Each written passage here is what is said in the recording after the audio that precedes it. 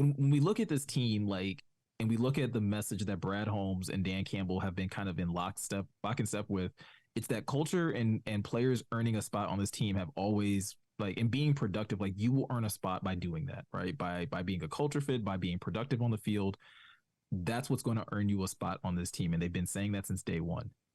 But then we kind of see them somewhat, it looks like a pivot from that when they don't re-sign Jamaal Williams, who has his best career in or best year of his career, sets a record for most rushing touchdowns in a year, has 1,000 rushing yards, and they don't re-sign him.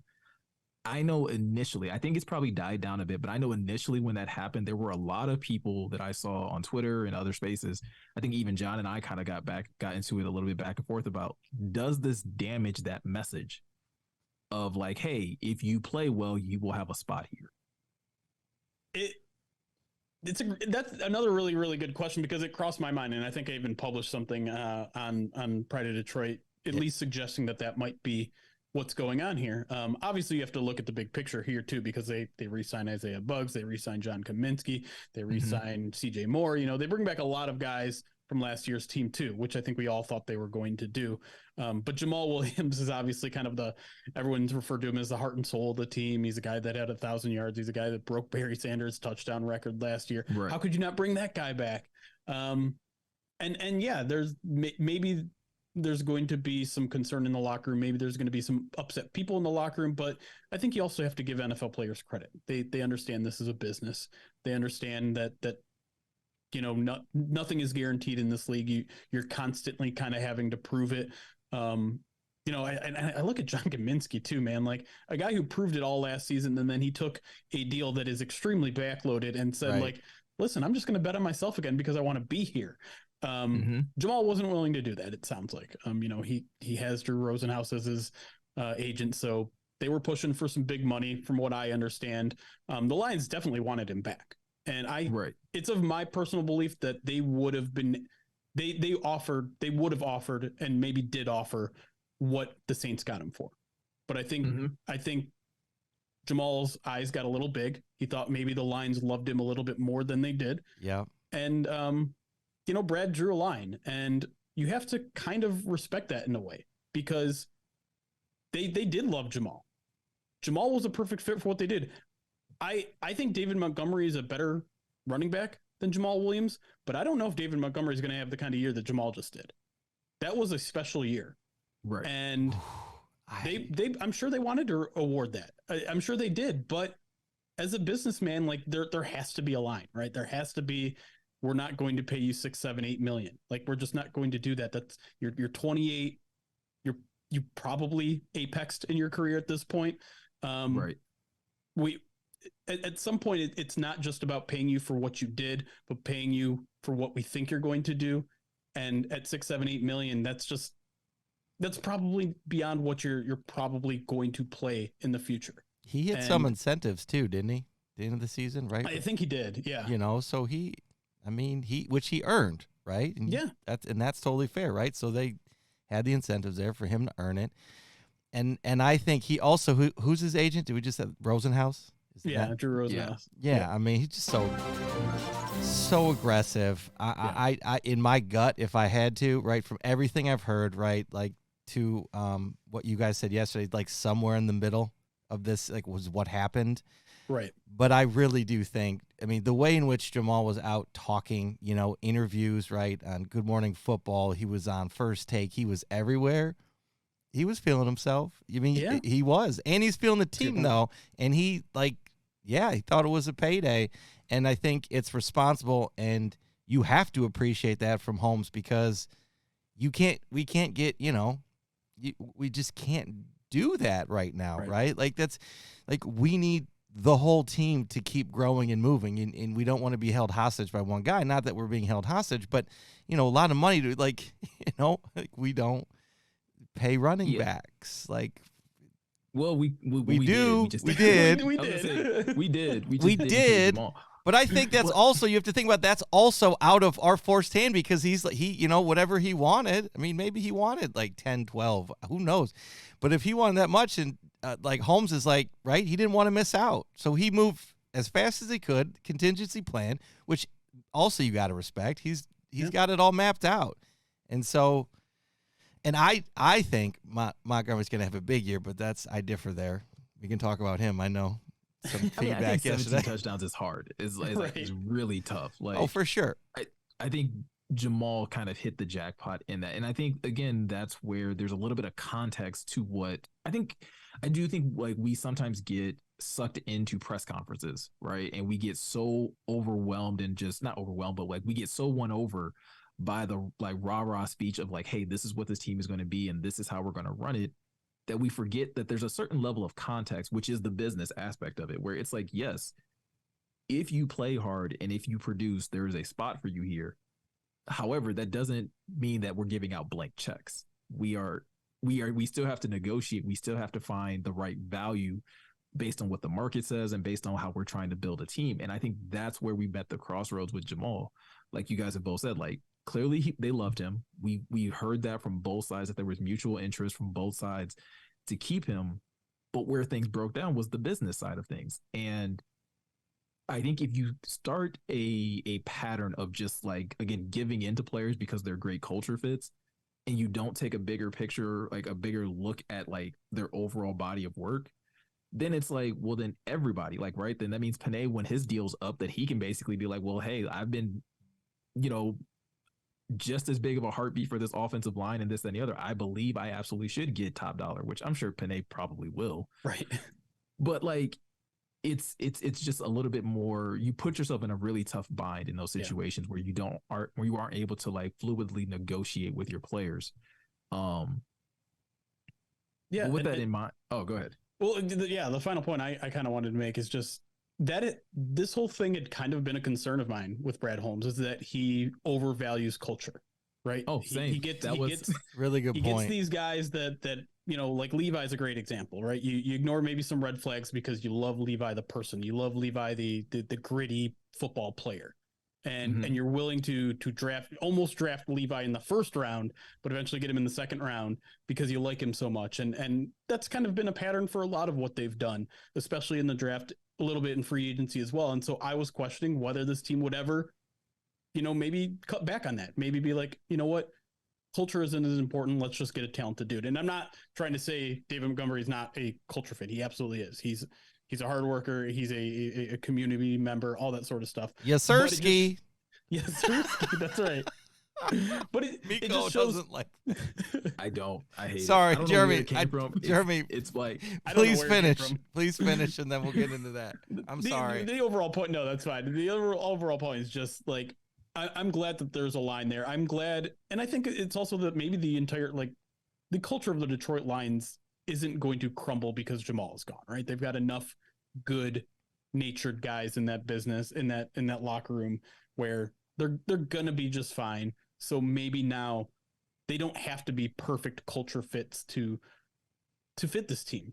Maybe just go get a talented dude. Maybe like Sean. I know maybe this is where the conversation is going, and I was gonna say your team is up like perfectly. Let's do it. I'll let you tee it up from there. Well, no, yeah, because speaking of culture, the Lions kind of took a gamble on culture when you look at Chauncey Gardner-Johnson, who again, like you're getting differing reports at this point, right? Yeah. There are some people that are going out. I believe like last night there was an interview from that was Ron Harper and I want to say Steve Smith, where Ron Harper was essentially just like, hey, like the biggest concern with Chauncey is Chauncey, like his character and how he conducts himself. But then you have AJ Brown coming out and being like, hey, amazing teammate. We're going to miss him. Detroit got a good one. Like so much praise about the type of teammate he is. But with that said, with the Lions, let's just say they are taking a flyer on a culture fit. Does that give them a little more leeway when it comes down to like who they're able to pick in the draft? I mean, does it give them a little bit more leeway? Does it give you a little more faith that like, hey, they can take a shot on a Jalen Carter who has even bigger red flags surrounding his name? Yeah. Jeremy just chuckles. I'm going to give you a very Brad Holmes GM answer. Of course you are. It's going to be very unsatisfactory because, as everyone knows, I like to walk the line here. I think it's very much an individual case by case thing, right? Mm-hmm. Chauncey Gardner Johnson is a unique case because the Lions know exactly who he is. They've been with him in New Orleans. They know whether they can manage that personality or not. They know if he's a hard worker when he walks through the building versus when he walks out the building or when he walks onto the field on Sundays. So they know him. Drafting a guy is an entirely different guy, an entirely different thing, right? You have to know a guy through and through, but you only get to spend 15 minutes with him at the combine, a half a day with him in his top 30 visit. And you try to talk to as many people as you can around him, but some of them are going to lie and you have to kind of weed through all the BS there. So it's hard to know. I also think some of the character stuff with Gardner Johnson is being blown out of proportion now. I've even seen some Eagles fans kind of point to some Eagles right and be like, you're saying this guy's such a toxic guy. Why weren't you reporting this during the season? Like, why is he all of a sudden like this cancer? And I know like there, he got in a scrap in New Orleans in a practice with Michael Thomas, I think. And, he got cheap shotted by who was that? It was a Bears wideout or something. I don't remember. Oh yeah. Wasn't that snatched the chain off him and all that? Yeah. It wasn't Darnell Mooney, right? I don't think so. I don't remember who it was. But Talib? It was a Bear. Was it? No. I don't know. No, but it was a Bears receiver. Yeah, I do remember that. But like either way, those are very visible things that maybe speak to some character concerns. But I actually found his presser to be one of the more fascinating ones because he's like, I'm all about personal growth right now. He's like, I know who I am as a football player. I can play safety. I can play nickel. I can play outside. I'm going to dominate there. What I like this stage of my career, it's all about personal growth. It's all about being a better teammate. It's all about being a better person. It's all about, being a better locker room presence, being a better friend. And that's really interesting. I don't think I've ever heard a player say something like that. Like, I like where my game's at. I'm going to be a better person this year. And I think having a mentor, I don't think there's any better word than mentor for Aaron Glenn in terms of his personal relationship. I think he even referred to it as like a father-son type of relationship. So I think that's going to help a lot. I don't think there's that much of I don't think the Lions have that much of a concern about character with CJ Gardner Johnson. So to take it back to your question in terms of what that means for the draft, not a lot. Because like it, because you see people making that argument that like, well, hey, like you can take a Jalen Carter because you have such a strong culture presence, and I think I agree with that to a point, and I think you would as well. Like you agree with it to a point, but then it just becomes a matter of like, okay, but how deep do the character concerns run?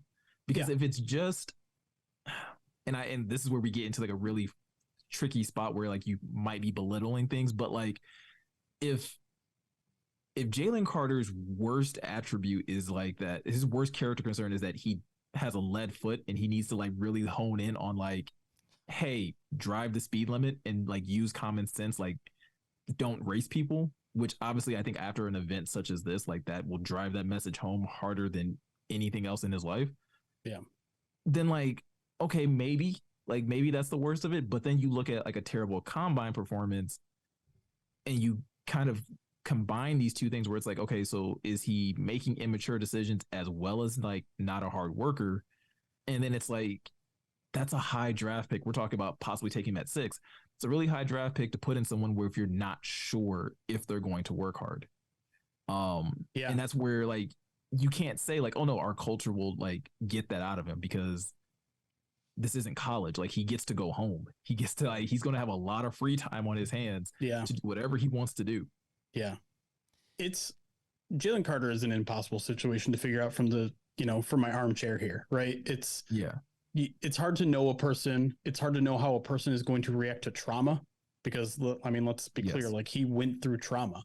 And so I try to be an empathetic person and give him a little bit of leeway. Like the NFL Combine was supposed to be a triumph for this guy, right? It's supposed to be a huge weekend for him, and it's interrupted by the arrest and all that sort of stuff. And that I would say is probably trauma, right? Like you're going into the biggest interview for your life. It all gets disrupted. Everyone is smearing your name across every single publication out there. And then, you know, a couple of weeks later, you have a chance to redeem yourself. And I don't know, you're probably going through a lot of emotions in that time. And I don't know if he wasn't keeping up with conditioning. I don't know. I mean, I didn't see it. Like, I saw some highlights of it. I don't feel like I can judge all of that based on a highlight and stuff. So you want to give the guy a little leeway, but you also have to like think, well, listen, this job requires a tremendous amount of mental toughness. Right. And you don't want to feel callous towards a guy who's going through trauma, but at the same time, like, you're going to go through some crap in the NFL too, and you're going to have to weather that storm. And so if his poor pro day performance was a result of like not being able to fight through it, again, it feels callous. It feels like you're pushing away a person's mental health aside, which is not what I'm doing, but it's also like you're going to be tested. You're going to be tested mentally. You're going to be tested physically. And so this is tough. I want it all to work out, and I want Jalen Carter to be there for the Lions, and I want him to be a Detroit Lion. Yeah. But there's a lot of warning signs. And again, I don't want to pretend like I know anything about Jalen Carter based on these two unfortunate events. But it's going to require a lot of homework, and I hope the Lions do all their homework, because I do want to give a guy a chance in the midst of trauma, and I do want to give him an opportunity to prove himself and allow himself to grieve properly and come out on the other end a better person.